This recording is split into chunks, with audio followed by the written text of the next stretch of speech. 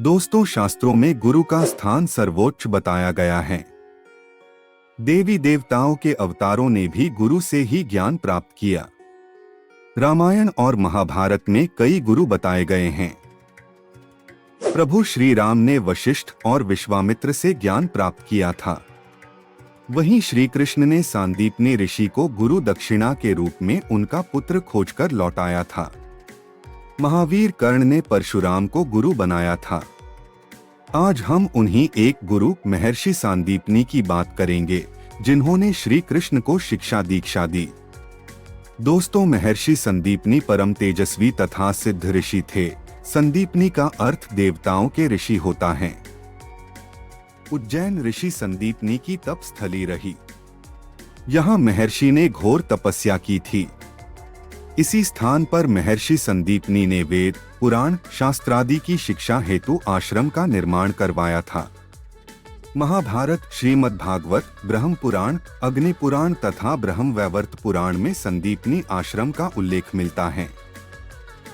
गुरु संदीपनी अवंती के कश्यप गोत्र में जन्मे ब्राह्मण थे। वे वेद, धनुर्वेद, शास्त्रों, कलाओं और आध्यात्मिक ज्ञान के प्रकांड विद्वान थे। महर्षि संदीपनी के गुरुकुल में वेद, वेदांतों और उपनिषदों सहित 64 कलाओं की शिक्षा दी जाती थी। साथ ही न्याय शास्त्र, राजनीति शास्त्र, धर्म शास्त्र, नीति शास्त्र, अस्त्र शस्त्र संचालन की शिक्षा भी दी जाती थी। गुरुकुल में दूर दूर से शिष्यगण शिक्षा प्राप्त करने आते थे। यहाँ प्रवेश के पहले यज्ञोपवीत संस्कार करवाया जाता था एवं शिष्यों को आश्रम व्यवस्था के अनुसार ब्रह्मचर्य के नियमों का पालन करना होता था।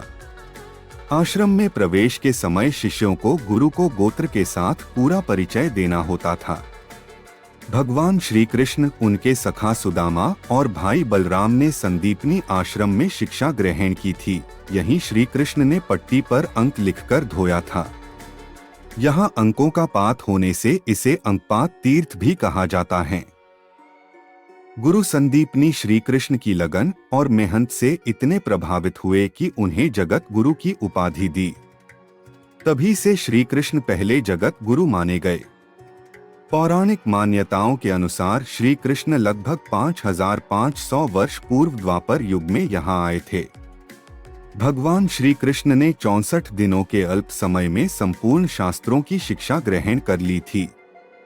18 दिनों में 18 पुराण, 4 दिनों में 4 वेद, 6 दिनों में 6 शास्त्र, 16 दिनों में 16 कलाएं, 20 दिनों में गीता का ज्ञान, उसके साथ ही गुरु दक्षिणा और गुरु सेवा।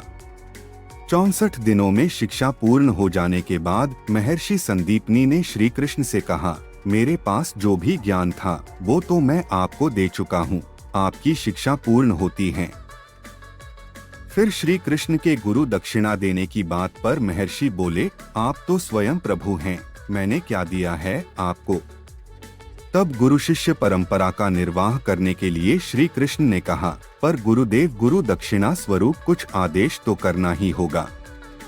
उत्तर स्वरूप महर्षि ने अपनी पत्नी सुशुश्रा को उनके बदले कुछ मांगने को कहा। गुरु माँ ने गुरु दक्षिणा के रूप में अकाल मृत्यु को प्राप्त अपने पुत्र का जीवन दान मांगा। सारी सृष्टि के रचयिता विष्णु रूपी भगवान श्री कृष्ण अपनी गुरुमाता के दुख को कैसे देख सकते थे। भगवान सीधे समुद्र किनारे पहुंचे जहां गुरु संदीपनी का पुत्र पुनर्दत्त खोया था। भगवान ने समुद्र का आह्वान किया और सागर हाजिर हो गए। भगवान ने सागर से संदीपनी का पुत्र लौटाने को कहा तो सागर ने बताया कि मेरे गर्भ में एक दैत्य रहता है, उसने ही गुरु संदीपनी के पुत्र को निगल लिया है। इस पर भगवान तुरंत समुद्र तल में उतर गए। वहां उन्होंने पांचजन्य नाम के राक्षस को मार दिया, लेकिन फिर भी गुरु पुत्र नहीं मिला। इस पर भगवान यमपुरी पहुंच गए और यमराज से गुरु पुत्र की मांग की तो यमराज ने पहले अनजाने में युद्ध किया और समझ आने पर गुरु पुत्र लौटा दिया। कृष्ण ने गुरु माता को उनका खोया पुत्र सौंपा और अपनी गुरु दक्षिणा पूर्ण की।